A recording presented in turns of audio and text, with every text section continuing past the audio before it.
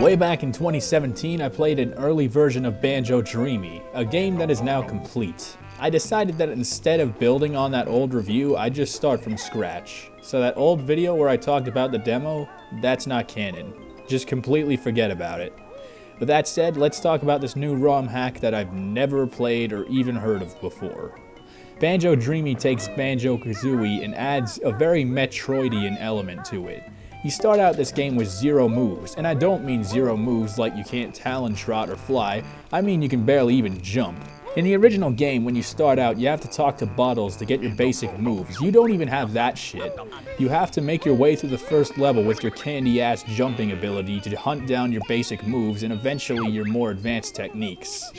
One of the most interesting things about this game is that you can't usually finish a level in one run because of your limited mobility, so you have to come back later when you're more adept. It's very much like Banjo-Tooie in that respect, and that's great, for the most part. See, in Banjo-Tooie, you never have to beat your note score or anything like that because the collectibles don't come back. Unfortunately, such is not the case with Banjo Dreamie, and because of how much the game revolves around backtracking to previous levels to collect more notes that you couldn't before, you gotta recollect the ones that you already got in addition to that. The thing about the returning collectibles was not so bad in the original Banjo-Kazooie because you could usually get everything from the get-go, and even here it's only really mildly annoying.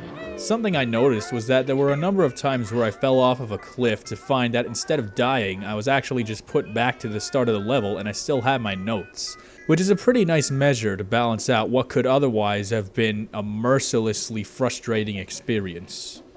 The level design is honestly excellent. It looks like an official Banjo-Kazooie game. Someone who's only somewhat familiar with Banjo-Kazooie might look at this and think that it's the actual game. It's spot on. Everything from the graphics and the music, this is 100% Banjo. If I had to complain about one thing, it's that there was at least one level I remember that was in the demo that doesn't seem to be in the final game, which is a bit sad because I liked that one.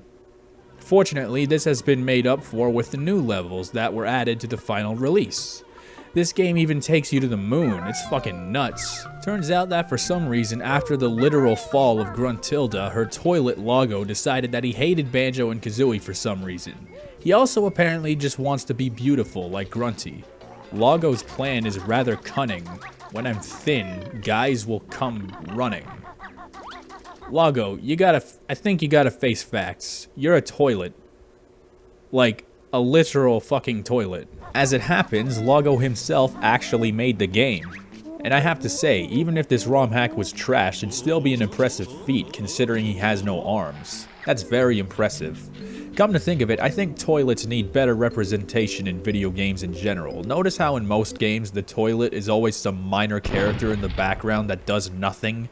We need a game where you play as a toilet who has a shower head as a sidekick, and they have to work together to take down Hitler's refrigerator, only to find out that the refrigerator was a British spy. Back to Banjo. One thing that's interesting about Banjo Dreamie is the fact that there are no jiggies to collect. You're only really collecting notes and then maybe mumbo tokens to enable you to collect even more notes.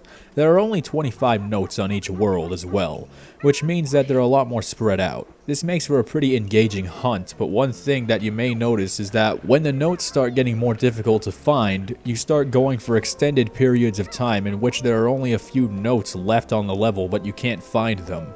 Now in a lot of cases this is because you just don't have the appropriate moves to get access to them, but the rest of the time it's just an observational error on the player's part. Since the notes come back when you leave, however, I often found myself spending ridiculous amounts of time on a level to make sure I got everything I could, hoping often in vain that I wouldn't have to recollect the notes again. This can make the experience a bit stagnant at times, but when you finally find that one little area that you had never seen before, you feel like the fucking king of the world. You see this little crater here?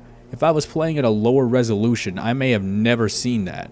That's the level of observation this game expects of you at times, so don't even blink. In case I didn't adequately express this earlier, the music is brilliant. Not only does it rival the soundtrack of the original game, but it even does that thing where depending on what part of the level you're in, the music will actually change itself to more properly match the scenery. It's awesome.